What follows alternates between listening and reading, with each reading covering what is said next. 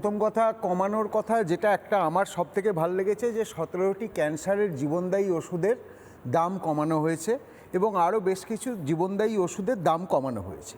ঠিক আছে, এটা আমার নিজের একটা ব্যক্তিগত ভালো লাগার জায়গা, আমার ভালো লেগেছে। এবার আসি যে কথাটা বলা হচ্ছে যে পশ্চিমবঙ্গ কিছু পায়নি। আচ্ছা, ডানকুনি, শিলিগুড়ি, দুর্গাপুর এগুলো তো পশ্চিমবঙ্গেই তো, নাকি এগুলো গুজরাট? আমি জাস্ট অ্যাড করে দিচ্ছি, মমতা বন্দ্যোপাধ্যায়ের কথায় হামটি ডামটি বাজেট, অভিষেক বন্দ্যোপাধ্যায়ের কথায় 40 মিনিটের ভাগ বকা। আপনাকে জানিয়ে রাখলাম, বলুন স্যার। না শুনেছি মনিদা, একটা প্রায়োরিটি। মনিদা এক মিনিট, আজকের আলোচনাটা চেঁচামেচির নয় তো। দুর্গাপুর, শিলিগুড়ি, এগুলো ডানকুনি, এগুলো কি পশ্চিমবাংলার বাইরে? এগুলো তো পশ্চিমবাংলার মধ্যে বলেই জানি। আজকে ডানকুনি সুরাট ফ্রেট করিডোর মণিবাবু বলছেন যে মমতা ব্যানার্জি ঘোষণা করেছিলেন এবং ঘোষণা করে এক্সিকিউশন না হলে পেনাল্টি লাগানোর কথা বললেন। তাহলে তো পেনাল্টিটা সব থেকে আগে মমতা ব্যানার্জির উপরে লাগানো উচিত। আবার চেঁচামেচি করছেন মণিবাবু, একটু শুনুন। আমি বলেছি নেই বলে যে যা খুশি বলুন, একটু শুনুন। হ্যাঁ, মমতা ব্যানার্জিও যা খুশি তাই বলে যায়। আচ্ছা, এক এক করে স্যার। হ্যাঁ, আজকে দেখুন, মমতা ব্যানার্জি আজকের বাজেটেও পশ্চিমবাংলাকে 4খানা নতুন রেল প্রকল্পের অনুমোদন দেওয়া হয়েছে উত্তর 24 পরগনা এবং নদিয়া জেলায়। এর আগে আরও 49টা ছিল, অর্থাৎ 49 আর 4 53টা। 49টা রেল প্রকল্প কিন্তু মমতা ব্যানার্জি পশ্চিমবঙ্গে আটকে রেখেছেন শুধুমাত্র জমি না দিয়ে। উনি বিএসএফকে শুধু জমি দেন না তা নয়, উনি রেলকেও জমি দেন না।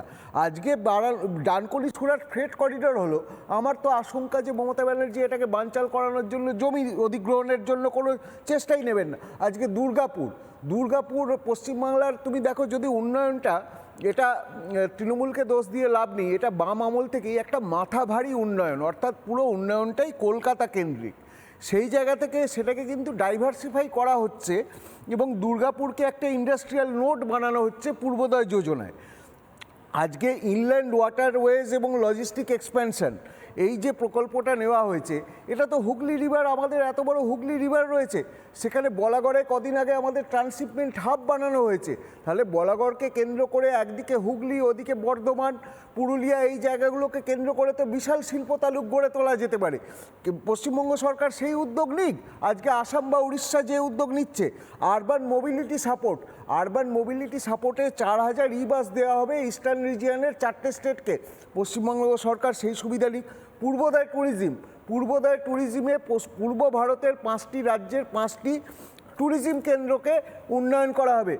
মণিবাবু একটা কথা বললেন, মানে আমি শুনে হাসবো না কি বলবো বুঝে পেলাম না, যে মানুষ আগে খেতে পেলে তবে তো বেড়াতে যাবে।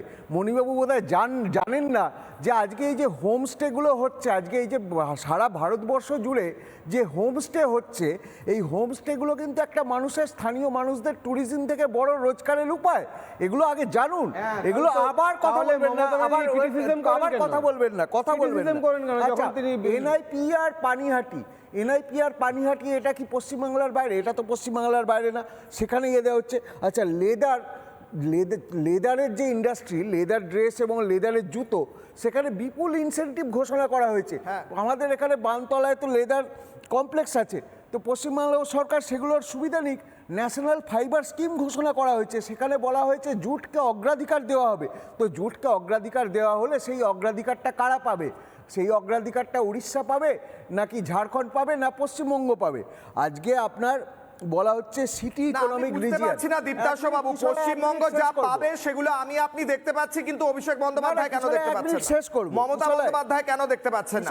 1 মিনিট শেষ করব। হ্যাঁ, শেষ করব। 1 মিনিট শেষ করব। আমি যে কথাটা বলছিলাম যে সিটি ইকোনমিক রিজিয়ন, এই যে আমাদের মাথাভারী উন্নয়ন, অর্থাৎ সমস্ত উন্নয়ন খালি কলকাতা কেন্দ্রিক, এটা তো একটা বড় সুযোগ মমতা ব্যানার্জির কাছে, যে উনি বর্ধমান, খড়গপুর, চন্দননগর ইত্যাদি, ব্যান্ডেল, এইরকম যে শহরগুলো আছে সেই শহরগুলোর উন্নয়ন করুন। এবং নির্মলা সীতারামন তার ভাষণে আর একটা কথাও বলেছেন যে টেম্পল সিটি, অর্থাৎ মন্দির নগরী, সেগুলোকে কেন্দ্র করে উন্নয়ন, তাহলে সেখানে তারকেশ্বর, মায়াপুর, এগুলোর উন্নয়ন হতে পারে। কিন্তু মমতা ব্যানার্জি তো সেগুলো করবেন না, কারণ তাহলে তার রোহিঙ্গা ভাইরা রেগে যাবে। এবং মমতা ব্যানার্জির উন্নয়ন কীরকম জানো কিশলয়?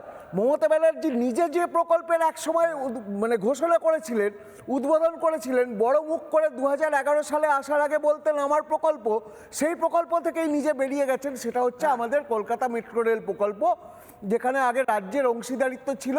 মমতা ব্যানার্জি সরকারে আসার পর সেই অংশীদারিত্ব আপনার কাছে। আমার এখন কয়েকটা, আমি আসছি দীপ্তাংশু বাবু।